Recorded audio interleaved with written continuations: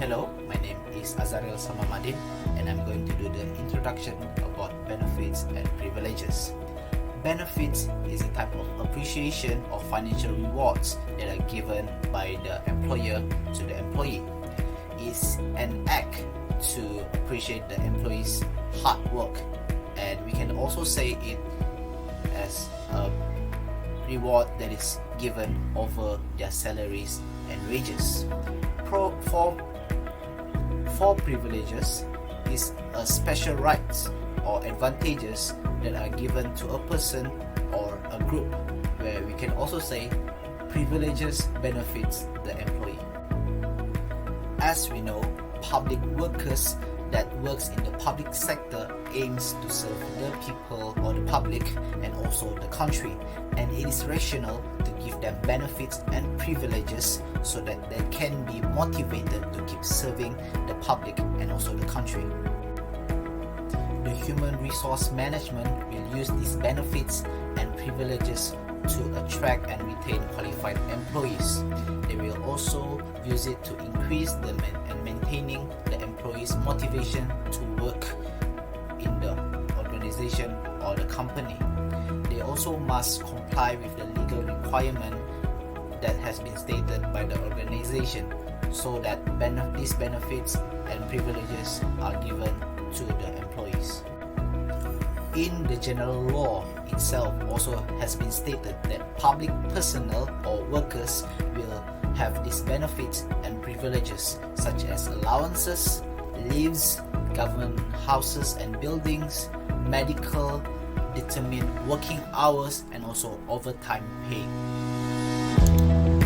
Assalamualaikum, and my name is Shabil, and today I will be presenting my part, which is the types of benefits and privilege.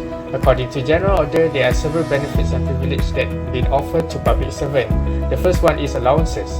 Allowance is an additional payouts that made for specific purpose.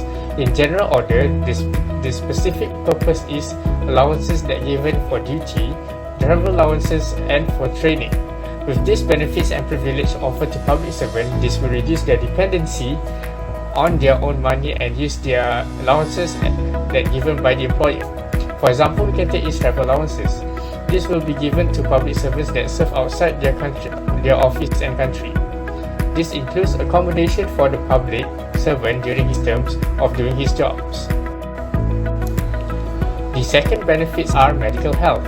In general order, health and medical are considered as benefits and privilege.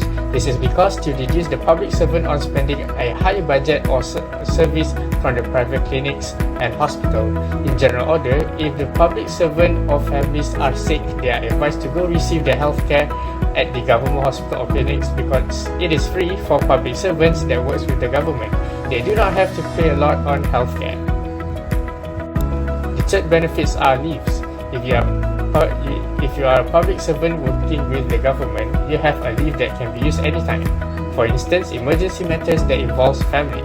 For leave, this means that public servants can leave their jobs legally without being cut their wage. This includes rest leaves that consists of leaves can take any time, half pay leave which needs whenever it involves with your relative's problem in emergency such as death, and unpaid leave, which is a leave that means a serious problem. All leaves must be approved by health office and doctors if you use your leave during sickness problem. The first advantage that given to public sector servant is pension scheme. It is to acknowledge and appreciate the excellent service with loyalty, dedication, and honesty rendered to the government by a personnel. It's also used as a bondage for personnel to retain their service with the government and provide the life subsistence for the dependent of personnel who have passed on during the term of service with the government or after their retirement. Next is employee training program. In every organization, training and developing programs are essential.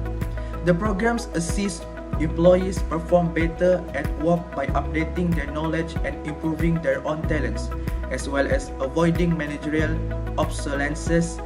It is easier for management to analyze job performance and make appropriate decisions such as employee promotion, awards, compensation, and welfare benefits using this system. Besides that, public sector servant also given an allowance by the Public Service Department. Assalamualaikum and hi, my name is Zaim Hakimi bin Mazlan, and I will explain about what happens if the public sector worker violate the general order. First of all, you must know that the law must be obeyed by all. It doesn't matter you are from public sector or private sector, you must obey to the law. If someone break the law, there will be given a punishment to them. So for public sector, there was a regulation of government official that this must be followed from a smallest thing to the largest thing, such as the dress code for the government official attend any event.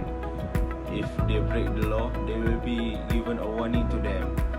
Same as the current situation, which is the pandemic COVID-19. If they break the control movement order law, they will be compound as well as a risk for the government to terminate their service from the government sector. In conclusion, benefits and privilege have lessened the public servants' burden and problems. With this, it will make them to stay and work with the organisation for the longest time because of their virtue is preserved by the organisation. This also can motivate them to do their work very hard and hence can improve the government performance in providing public service to the people. That is all from my group, and thank you for lending time to hear to our presentation. Assalamualaikum warahmatullahi wabarakatuh, and thank you.